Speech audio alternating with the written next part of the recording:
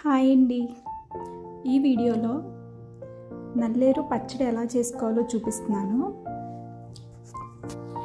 ఇదైతే హెల్త్కి చాలా మంచిది అండ్ కాళ్ళు నొప్పులు ఉన్న వాళ్ళకి అండ్ పిల్లలకి కూడా చాలా మంచిది. డైజెషన్కి బాగా ఉపయోగపడుతుంది అండ్ జాయింట్ పెయిన్స్ ఉన్న వాళ్ళకైతే మాత్రం చాలా బాగా పనిచేస్తుంది ఇది.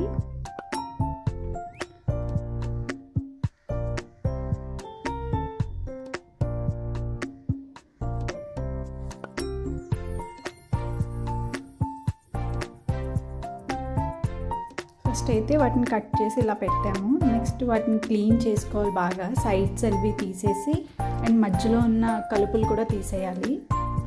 అండ్ దాని తర్వాత పోపు వేసుకుని డీప్ ఫ్రై చేయాలి. ఆ డీప్ ఫ్రై చేశాక చింతపండు పులుసు మనం ఉడకబెట్టుకుని వేసుకుంటే నిలవ ఉంటుందన్నమాట పచ్చడి, లేకపోతే కొంచెం బేగా పాడవుతుంది. అండ్ నెక్స్ట్ ఏం చేయాలంటే మనం ముందుగా పోపు వేసుకున్న దాన్ని అండ్ ఈ చింతపండు దాన్ని రెండు కలిపి మిక్స్ చేసి చిన్న బెల్లం కూడా యాడ్ చేసి మిక్స్ చేసుకోవాలి బాగా. అండ్ ఈ మిక్స్ చేసిన దానికి మళ్ళీ పోపు వేసుకుని మళ్ళీ డీప్ ఫ్రై చేయాలన్నమాట.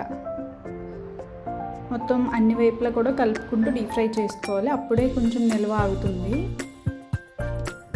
ఇది బయట ఒక 15 days వరకు ఉంటుందన్నమాట. టేస్టీగా కూడా ఉంటుంది అండ్ హెల్త్కి కూడా చాలా మంచిది. ఆకుకూరల కన్నా కూడా ఈ నల్లేరు పచ్చడి చాలా మంచిది అన్నమాట. చిన్నపిల్లలకి, నులు పురుగులకి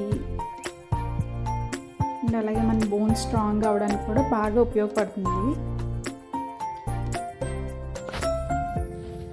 స్టార్టింగ్ గ్రీన్ కలర్ ఉంది కదా, అది కొంచెం రెడ్ కలర్ వచ్చే వరకు ఫ్రై చేసుకోవాలి.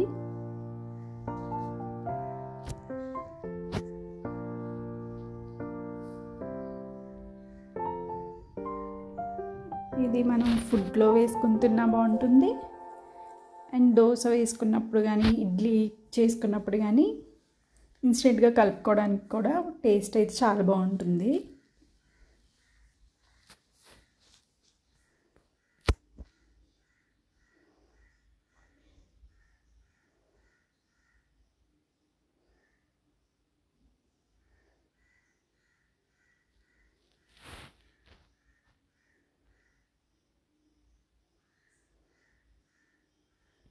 పీచు వద్దు అనుకుంటే కనుక మనం పేస్ట్ చేసినప్పుడే దాన్ని గట్టిగా ప్రెస్ చేసేస్తే పీచ్ అనగా సపరేట్గా వచ్చేస్తుంది. తర్వాత ఆ పేస్ట్ అనగా మనం ఫ్రై చేసుకున్న సరిపోద్ది. మేమైతే ఇక్కడ పీచ్ తీయలేదు, ఎందుకంటే హెల్త్కి మంచిది కదా, ఎందుకు దాన్ని తీసి వేస్ట్ చేయడం అనిపించి. Thank you for watching.